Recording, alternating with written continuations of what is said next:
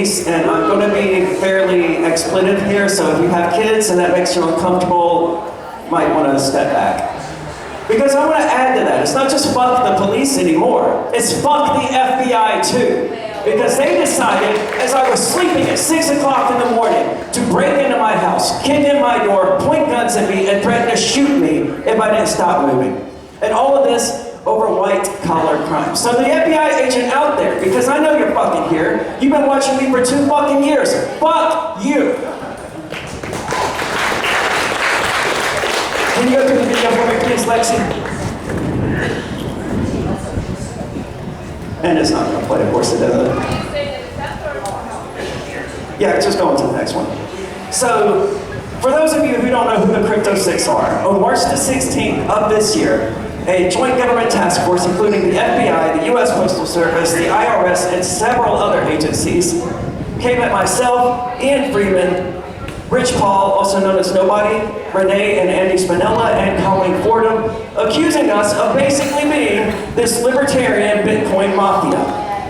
And of course, there's nothing in this that suggests any sort of violent activity. Yet, they responded to this by taking a bearcat in through the door of the studio, breaking out the windows, and sending a fucking drone in.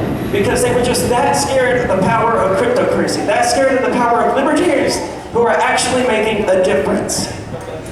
Now the case in itself is very complex. The trial is currently set for May of 2022, but it's far more likely going to be something like October of 2022. There's something like 100,000 pages of discovery. They spent years and millions of dollars on this bullshit. Can we go to the next one, please?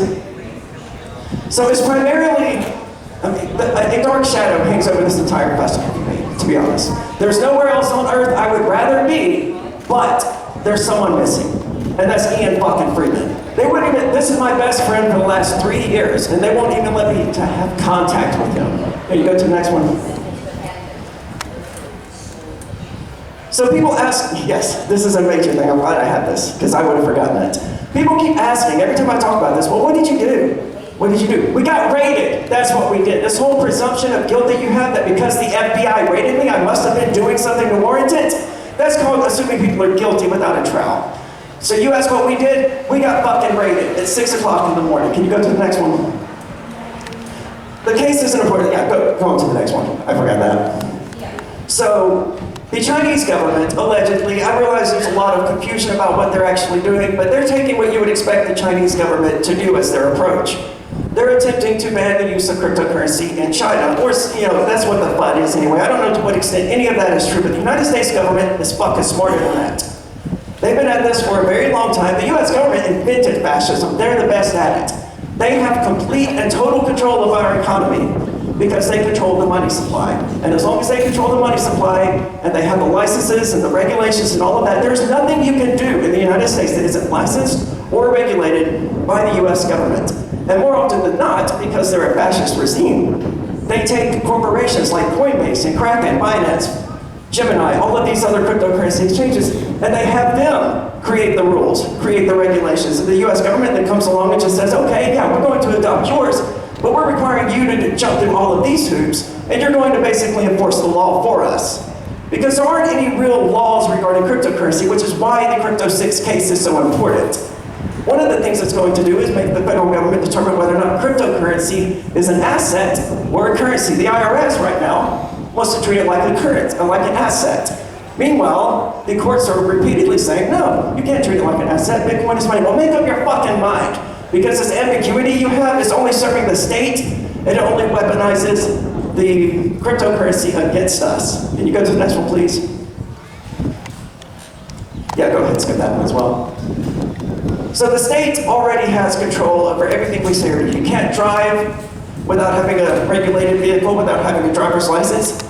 You can't make a purchase with a bank without stepping through all of their hoops. Have you ever actually dealt with a bank when you try to withdraw your life savings or something like that? They want to know exactly what you want to do with your money. And if they don't like the reasons, they're going to hold your money. Banks freeze people money, they don't care, because it's not your money once you give it to them, it's theirs. And they know that. And that's why cryptocurrency is so important, because it's actually your money. As long as you keep it in the Edge wallet or Exodus wallet or a non-custodial wallet. Can you go to the next one? Yeah, next one again, please. I already went over that.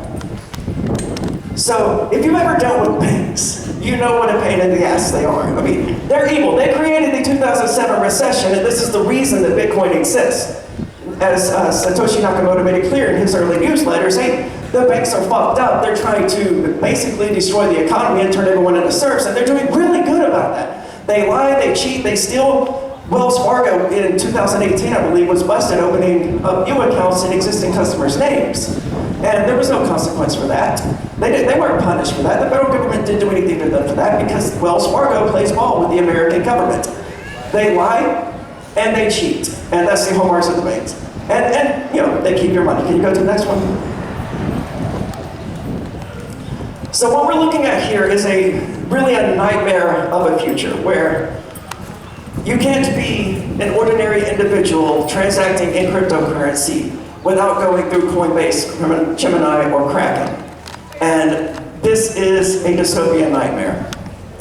The US government doesn't like little people, doesn't like people who aren't registered, who aren't jumping through all of their know your customer hoops, who aren't abiding by FinCEN regulations and all of that to be distributing Bitcoin because they can't control us. They can't control the Bitcoin vending machines that were confiscated, stolen in New Hampshire, so they don't like it. JP Morgan, Bank of America, Wells Fargo, all of these major banks, they've had the infrastructure in place for at least as long as I've lived, where they ultimately enforce the government's regulations about FinCEN and the Patriot Act and the anti-terrorism nonsense, so that the federal government doesn't actually have to. And now we have this cartel of Coinbase, Kraken, Gemini, Binance, all of these others who are coming together to create this sort of good faith standards for regulating cryptocurrency that they're putting to the federal government. They made it clear they're going to play ball with the federal government. Coinbase will turn over all of their information to the IRS if they want to, so will Kraken, so will Gemini. They want to be the new banks in the cryptocurrency world. They want to force you, if you want cryptocurrency, you have to go through Coinbase to get it. That's why they hate local Bitcoins as well, because it provides you with an escape route so that you don't have to go through one of these evil institutions. One of the new cryptocurrency banks, which is exactly what Coinbase, Kraken, Gemini want to be. Can you go to the next one? So there are rumors, right, and I don't know to what extent these are true, that the federal government wants to ban non-custodial wallets. This is where you control your keys, so you control your cryptocurrency. I don't know to what extent this is true, but they certainly have the power. They really want to prohibit these non-custodial wallets from being on the Apple Store or the Google Play Store or on the Microsoft Store. There will always still be ways around them, but to the average person, they will just say, oh no, it's illegal for me to have the Edge wallet or the Exodus wallet or whatever. And it's because they can't control that. But what they can do, once they take out the Crypto 6 and local Bitcoins and everyone else out there who's trying to provide people with a way to transact freely without having the government up their asses, once they've achieved that, and you have to go through Coinbase, Kraken, or one of these other cryptocurrency exchanges to get your cryptocurrency, assuming they successfully get people to not use non-custodial wallets, then you have to deal with Coinbase. I don't know if you've ever tried to withdraw cryptocurrency from Coinbase, but they operate on a schedule, and if you want to withdraw too much, they demand to know why. What are you doing with this cryptocurrency? Where did the money that you used to buy this cryptocurrency come from? We need to know all of these things, just like if you went to fucking Wells Fargo and wanted to withdraw your money. The infrastructure for these cryptocurrency exchanges to do this is already in place. All they have to do is take out the little people. All they have to do is take out local Bitcoins and the Bitcoin vending machines, and just like that, Coinbase, Kraken, Gemini, Binance, they run the fucking cryptocurrency world. And if you want cryptocurrency, you have to go through them. And if you want to withdraw to an off-site wallet, you're going to have to jump through their hoops and explain exactly why. They're going to want to know, whose private wallet is this? Is this your wallet? Are you making a purchase? What are you buying? Is it legal? Is it regulated? Have you jumped through FinCEN's fucking hoops? Here you go to the next one. I believe this is where we're going, where if you want to have a private wallet, you have to register it with FinCEN or the state or some other government agency so that they know on the record, this is your cryptocurrency wallet. And if you don't do that, then Coinbase or Kraken or whatever won't let you withdraw to that wallet. Next one, please. And that's the scariest part of all of this, is that if they If they have all of the cryptocurrency, they don't have it all, but they do have a lot of it. And if they have the only method that we have of obtaining cryptocurrency at their disposal, then they control whether or not you have cryptocurrency. Next one, please. And that's what we're going to see. We're going to see we have blocked your transaction. Cryptocurrency exchanges doing the work of the federal government because they want to know. They want to make sure that you jumped through the fence and hoops. Your withdrawal of Bitcoin could not be approved. And this one, the one in the upper right, for those who have actually dealt in fairly large quantities of cryptocurrency, your account is suspended. You can't withdraw your cryptocurrency. We'll let you know when we decided to release your cryptocurrency to you. It may be 6 months from now, it may be a year from now, it may be 3 days. We don't know, we'll get to you when we get to you, but you're not important to us and we don't really care what the hell you think. Go to the next one, please. So as I was saying, this infrastructure is already in place. What they're doing with the Crypto 6 is they're alleging that we were operating an unlicensed money transmitting business, or there were multiple transmitting businesses in place. It's all very confusing and very weird, and it's not very important. But that's what they're accusing us of doing, because in theory, a person could go to one of the Bitcoin vending machines that were in Keene, insert some cash, and get cryptocurrency sent to them. Just like if you went to a vending machine and you bought a candy bar. Somehow they decided that that activity is money transmission. They also point to local Bitcoins as a problematic entity in that it allows people, the average person who has Bitcoin, to go online and find a buyer. So it's, okay, you have 100 Bitcoins you want to get rid of, find a buyer to buy it. Or if you want to acquire Bitcoin, go to local Bitcoins. They hate that because your local Bitcoin's seller or buyer isn't likely to jump through the government's hoops. And if they do require any sort of KYC, which is know your customer, your ID, or a note proving you are who you say you are, then it's just to protect their own assets from fraud. Because there's a lot of fraud in the cryptocurrency world. Next one, please. Oh, that's the end of that. Okay, no problem. So, local Bitcoin sellers and people who are just trying to offload their Bitcoin, they often do require KYC compliance, but it's not because they're turning that information over to FinCEN, it's because they know that there's a lot of fraud in the cryptocurrency world. If someone wants to buy Bitcoin from you, you kind of need to know that that transaction isn't going to be reversed. So that's one of the major pitfalls of USD, is that it's really easy to reverse a banking transaction. With cryptocurrency, it's immutable. Once you make that Bitcoin transaction, it can't be undone. And this creates risks to sellers out there, obviously. So what the federal government is trying to do here is to take the fascist approach. Unlike China, who wants to just ban cryptocurrency altogether, the US government knows it's already lost that battle. And that's why it's talking to Facebook about its Libra cryptocurrency, because it wants to know that Libra, or Facebook, is going to play ball with their regulations. And if they're not, then they're not going to allow them to proceed with Libra. But obviously it's Facebook and they're going to play ball because that's what Zuckerberg does. In the end, ultimately, what we have to do is keep cryptocurrency beyond the reach of the federal government.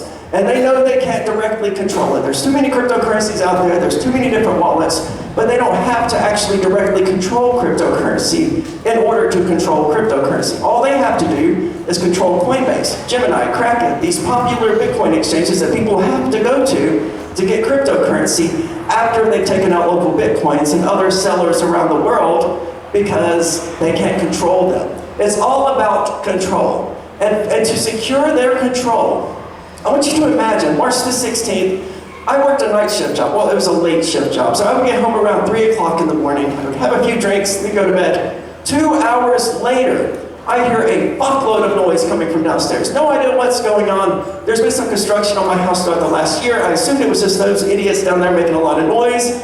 No, I came running down the stairs wearing a pair of underwear with a throw blanket around me. And there's the FBI with guns pointed at me, riot shields and flashlights saying, "Aria, stop moving or we will open fire." 6 o'clock in the morning over the whitest of all white homes. Operating an unlicensed business was the charge. And for that, they threatened to shoot me in my house. But I got it easy. I got it easy. They forced poor Bonnie naked to put on a pair of shoes that had glass inside them. These were monsters. They were evil. And these are the people trying to run the world. We have to stop them. Are there any questions? No?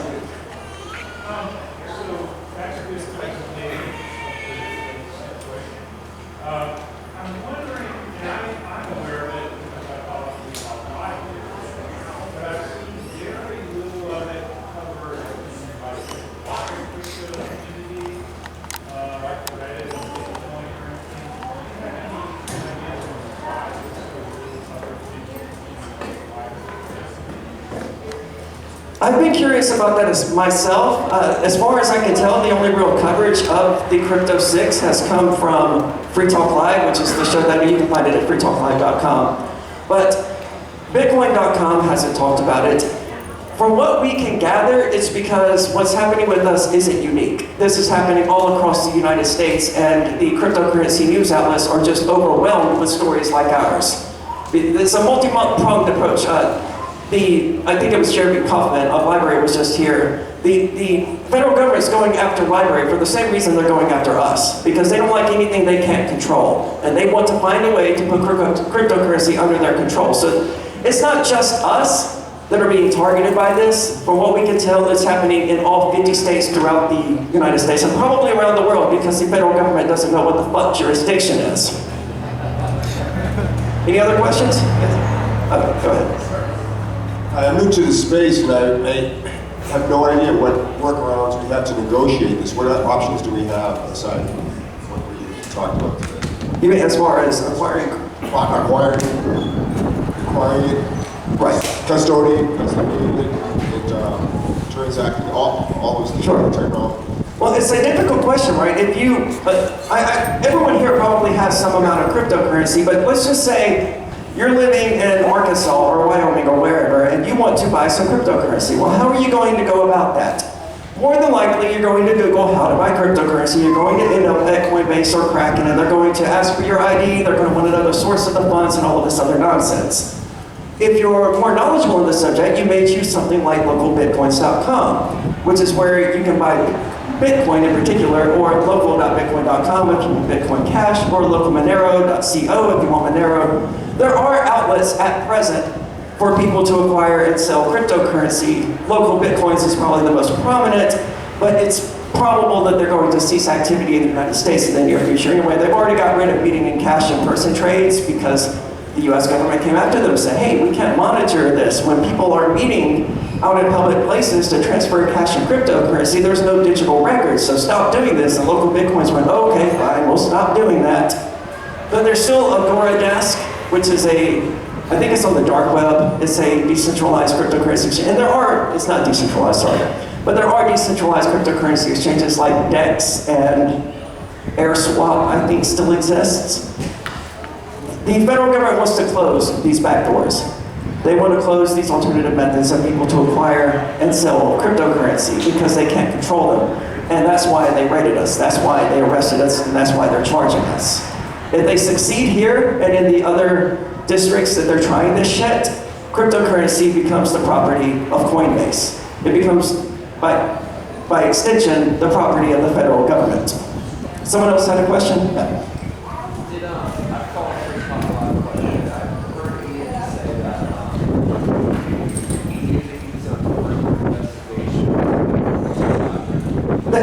That's correct. Ian did know that he had very good reason to believe that he was under investigation. And that's why when the prosecutors attempted to hold him in jail until trial, which by the way is almost a year out at minimum, it's probably more like 18 months, that was one of the arguments that his attorney put forward, that he knew he was under investigation. If he wanted to run from this, he had 5 years of investigative evidence that he could have just left and gone to Japan or wherever, but he didn't.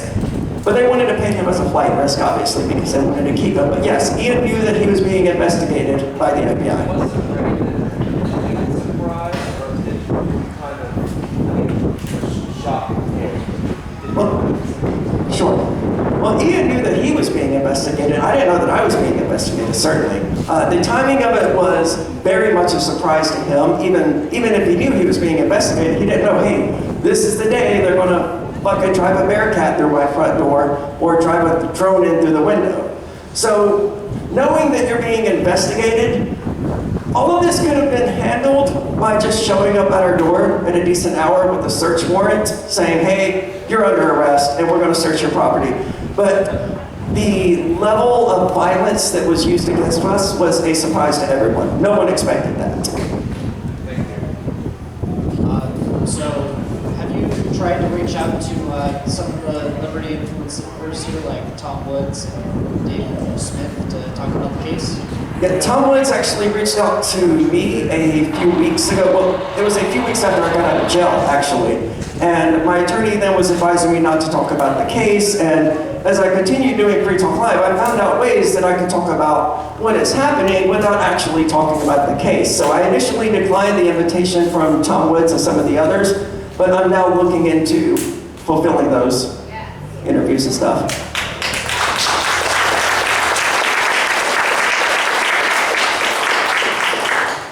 You have a question? The international nature of crypto, the U.S. federal government can shut it down, but I'm also curious to know what options you've looked into as far as second citizenship is concerned. You know, for example, Roger Ver is no longer an American. He's not stupid. He told America to go fuck itself, and who can blame him? Good for Roger Ver. Yeah, definitely good for Roger Ver. What he did was smart. I didn't know I was being investigated, or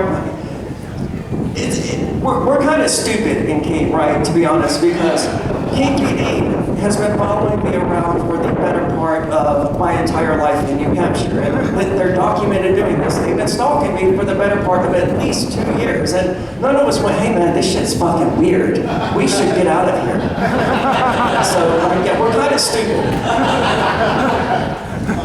First of all, we're always, all of us, being investigated. You just really more pointing than others. The second thing is, if you did win in the sheriff's race, could you be on the constitutional sheriff saying if those federal agents show up in your county, you're going to put them in jail? So some have done that. Yes, and that was actually one of my platforms, was that, the FBI would not have arrested Christopher Cantwell if I had been sheriff. I'm no fan of Christopher Cantwell, but keep the feds the fuck out of New Hampshire. Keep them out of Cheshire County. They certainly wouldn't have arrested me if I was sheriff. We definitely don't want to see you guys leave because we need help here to get our country back to what it's supposed to be. But my question is, what can we do to help you? I mean, I've gone with a few other people and protested in federal buildings. We're going to show up for the trial if they let us in. So what can we do? You can go to thecrypto6.com. There are a number of ways there that you can help. There's financial contributions and all of that awesome stuff. And if somebody wants to do that, that's fantastic. But the biggest thing that has helped any of us is just knowing that we have a massive, I don't want to use the word army because the federal government is crazy and there's an FBI agent out there, but we have a libertarian mass at our disposal that is standing with us. They may not be the ones in the crosshairs here, but they're with us 1,000%. And just knowing that gives us all strength to continue fighting the battle against the federal government. So that would be the best way. I mean, Rich Paul, for example, is still being held in jail. There's a link on the Crypto6 website where you can write to him and just let him know that you support him. That's probably the best thing that anyone can do to help the Crypto6. And that's at freethecrypto6.com or thecrypto6.com. Number or spell it out, it doesn't matter. Were there any other questions? Hi, are there any more developed nations that are still allowing private wallets? Are there any? Repeat it for me, please. Any more like actual developed nations, like somewhat like the U.S., more established countries that allow private wallets? Or are most nations kind of doing this now? I'm not sure. I mean, in the United States, you can still have a private wallet right now. I've heard rumors that they intend to change that, and I don't know to what extent they really can change that, except telling Google or Apple, hey, stop providing people with private wallets, and it just creates more hoops for the average person to jump through in order to get their own actual keys. And the average person is already fairly clueless about Bitcoin and cryptocurrency, doesn't even know what a non-custodial wallet is, so they're likely to just keep their Bitcoin on Coinbase or whatever, simply because they don't fucking know any better. So it seems like one of the main problems is that they already control the fiat currency and they control the on-ramps. So if people actually traded with cryptocurrency for goods, then we could sort of like bypass this exchange problem. So what are your thoughts on on ways to like accelerate the collapse of fiat instead of trying to like work around these exchanges? Certainly. Well, there was an awesome app that existed for years here in New Hampshire out of Portsmouth and in Keene called AnyPay. And it allowed people to spend cryptocurrency at brick and mortar businesses. There are still things like BitPay and Purse.io that allow you to make purchases on Amazon using cryptocurrency. But you still have to have cryptocurrency in order to spend it, right? Otherwise, you're just getting rid of your cryptocurrency and not replenishing it. In an ideal world, your employer would just pay you in cryptocurrency, you would pay your bills and your living needs in cryptocurrency, and no one would think anything about it. But and maybe that's in the future. I would love for that to be the future. But as it stands, you have to be able to turn USD into cryptocurrency and vice versa, even in Keene, New Hampshire, which it's got the highest number of cryptocurrency accepting businesses per capita in the fucking world. Even there, you have to have USD.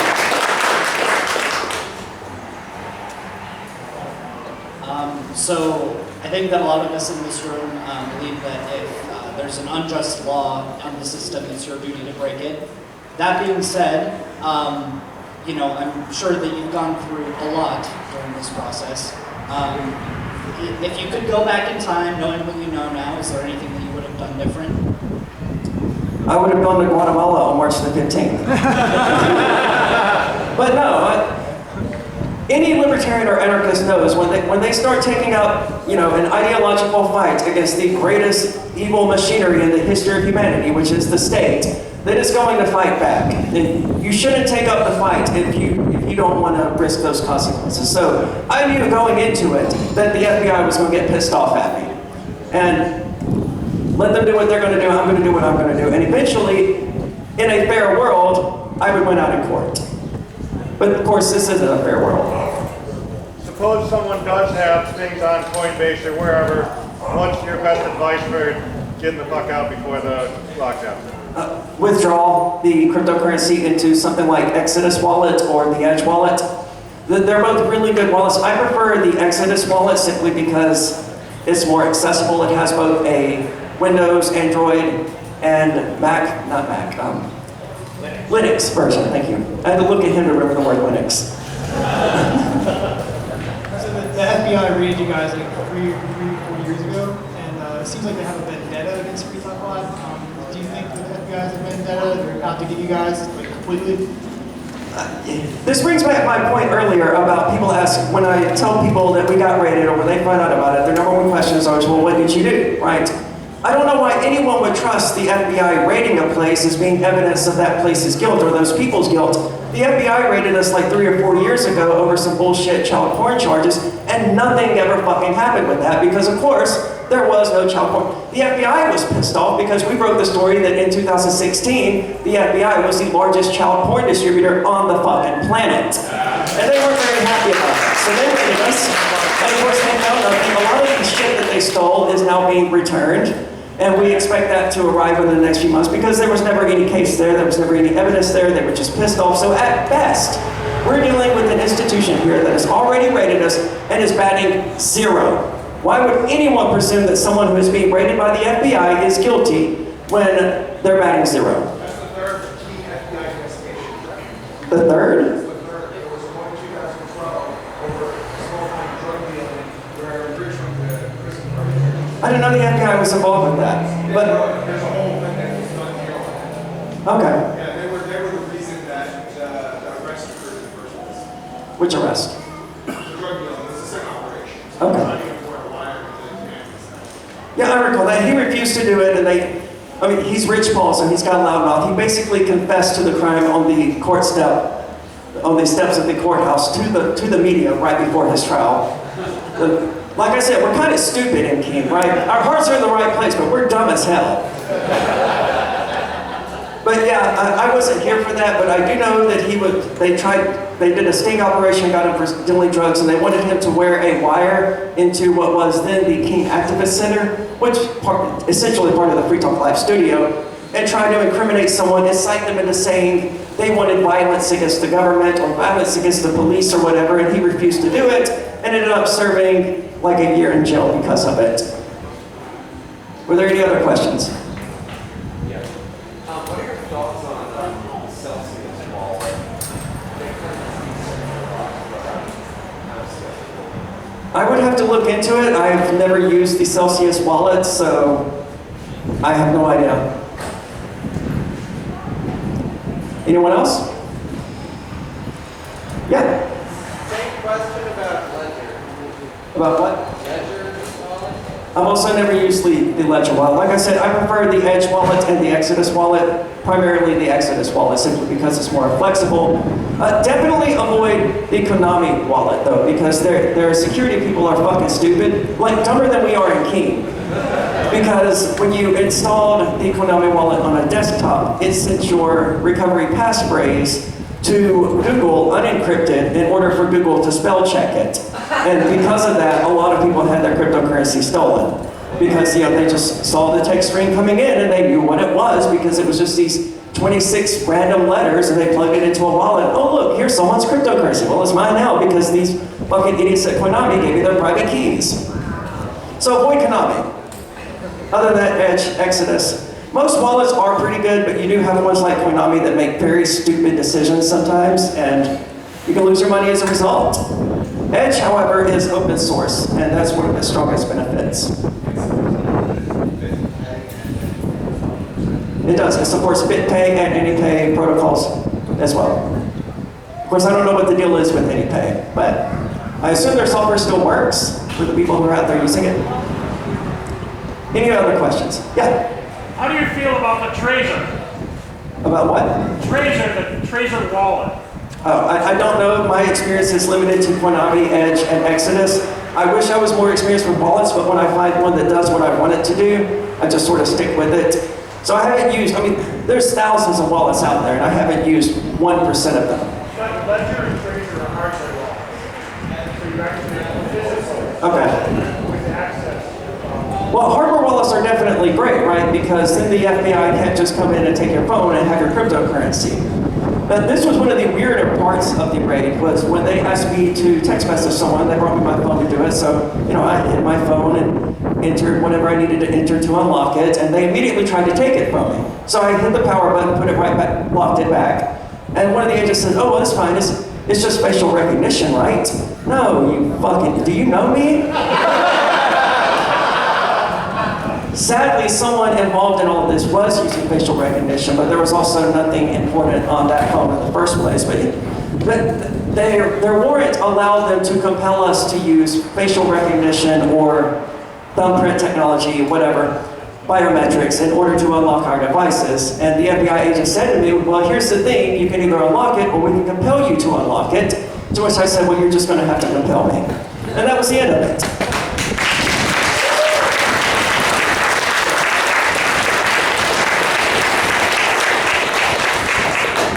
You got a question? Yes, Aria. There was a story that a certain amount of Bitcoin was seized from Ian because he had a physical connection on it. And I heard you guys were allowed to access cryptocurrency as much as those. Do you have any idea how much cryptocurrency they've already managed? I have a general idea because these documents are publicly available online on Court Listener or on Recap, whichever one you prefer. I think they're intertwined somehow, I don't exactly know. But they did file a notice of forfeiture regarding the property they seized from Ian, and among those it was 2 100 Bitcoin, I don't remember the exact, Ciscada coins or something like that had 100 Bitcoin and 100 Bitcoin Cash private keys inside the coins. They took 2 of those, they took 1 or 2 that had 10 Bitcoin and 10 Bitcoin Cash. So they took, at minimum, 200 Bitcoin and Bitcoin Cash from Ian. And I don't know whether or not they got any of mine. I know they didn't get most of it because it's locked in passwords inside my head and not stored anywhere else. But they did get at least 200 Bitcoins. A huge fucking sum of money at the time.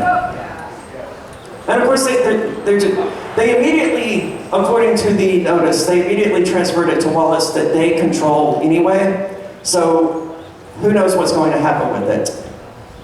Evidently, if they win the case, everyone forfeits pretty much everything they own, according to the notice of forfeiture. So it's fucked up, and they managed to steal 200 Bitcoins from a friend of mine and then refused to allow me to have contact with this friend of mine until yesterday afternoon, in fact.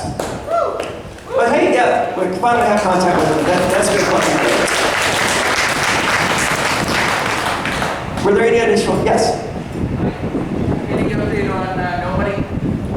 All I know is what's been filed publicly on Recap or Pacer, which is that the federal government objects to his release, basically because they think he's dangerous because, like I said, we're not too bright and keen, and Rich was on the jail phone running his mouth about how it's time to start shooting pigs and it's time for the boogaloo, and just making a series of very poor decisions on what he was going to talk about. Like I said, we're kind of stupid and keen. And those are the reasons the government is giving for seeking to detain him, as well as the fact that they found some drugs in his property, and presumably in his possession. Like, look, we're not charging him with this, by the way, but we found drugs. We totally found drugs. And obviously the reason they're not charging him with it is because any drugs that they may or may not have found aren't related to the warrant that they were executing, so it would be inadmissible as evidence. But the latest I have on him is that his attorneys have requested a hearing before the judge. I didn't know how any of this nonsense worked until, after March the 16th, but you get put in front of this magistrate who is kind of, sort of a judge, but not really a judge. They're like the lower echelon of judges. And from what I can tell, they just side with whatever the prosecutors want, which isn't surprising. I mean, they're all on the same team here, and I've had to correct my attorney repeatedly about this because he characterizes the prosecutors as being, quote, the government, and he calls the judge the court. And what I want him to understand before we fight this battle is, sure, they're the court and they're the government, but they're all the fucking government. The judge, the magistrates, the prosecutors, the police, the FBI, the USPS, they're all on the same fucking team here, man. Even you're on their team because you're registered with their bar association. There's no way to fight them without being on their fucking team. But the latest I have from Rich Paul, or nobody, is that there is a hearing before the judge that is, I don't think it's been scheduled yet. And hopefully he'll be released after that hearing.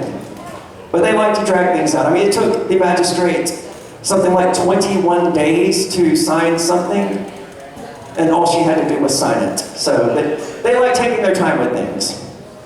Any other questions? Yes? I don't know the answer to that. Chris is shaking his head no. You can write him a letter though, which is probably the next best thing. You can find out how to do that on thecrypto6.com. I know he would appreciate it because you can't just cage people and expect everything to be fine. I mean, he's likely pacing his cell like a tiger in a fucking zoo, losing his mind, which is causing him to say stupid shit like, it's time to start shooting pigs on the jail phone. So a letter of support for him would be fantastic. That's what I would encourage everyone to do. And write to Ross Ulbricht while you're at it.